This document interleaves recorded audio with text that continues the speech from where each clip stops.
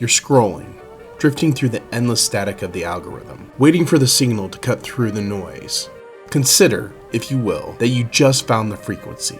You've just stepped off the timeline of the everyday, into the space where the forgotten history and the hidden truths finally touch down. There's the story you know, and then there's the airspace we're about to enter. Check your coordinates, because you're heading towards the landing point.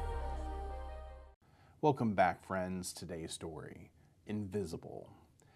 Imagine a little girl who, according to the state she lived in, did not exist. She had no medical records, she had no school records. For the first 9 years of her life, she didn't even have a birth certificate.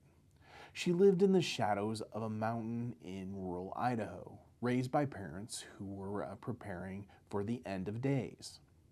Her father, a radical survivalist, believed the government was entirely corrupt. Hospitals, he said, were a sinister trap. Public schools were a plot to brainwash the youth. So while other children her age were learning fractions and reading history books, this little girl was working in her father's scrapyard. It was brutal, dangerous work. She tossed jagged pieces of iron, dragged heavy machinery, and watched her siblings suffer horrific injuries. Burns, falls, concussions, all of which were treated at home with nothing more than her mother's herbal remedies. By her teenage years, her future seemed written in the rusty metal of the junkyard. She was to marry young, stay on the mountain, and prepare for the apocalypse. But a spark had been ignited. One of her older brothers had managed to leave the mountain to go to college, proving that there was a world beyond the scrap heap. She decided she wanted out, but there was a glaring problem. She had never written an essay. She had never taken a test. She didn't know the most basic facts of world history, so she bought a used textbook. Between exhausting shifts of hauling scrap metal, she taught herself algebra. She taught herself grammar.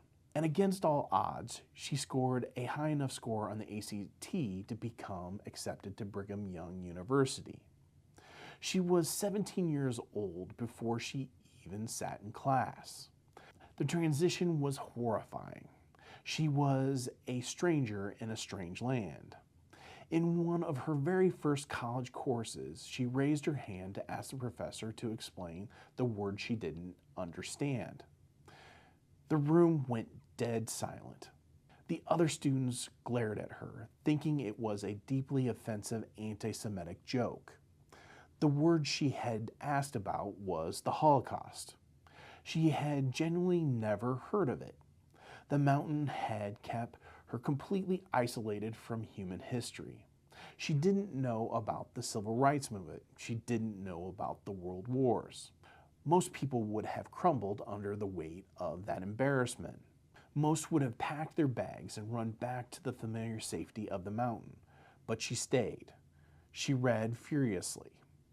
She consumed history, philosophy, and science with a hunger only starvation can produce.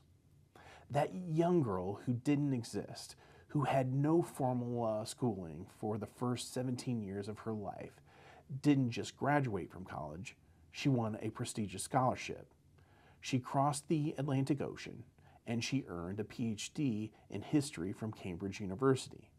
She eventually wrote a memoir about her remarkable journey from the junkyard to the halls of Cambridge. It spent over 100 weeks on the bestseller list and was read by millions around the globe. The girl who was raised to believe that school was a trap wrote a book simply titled Educate. Her name is Tara Westover, and whether you realize it or not, this is the landing point.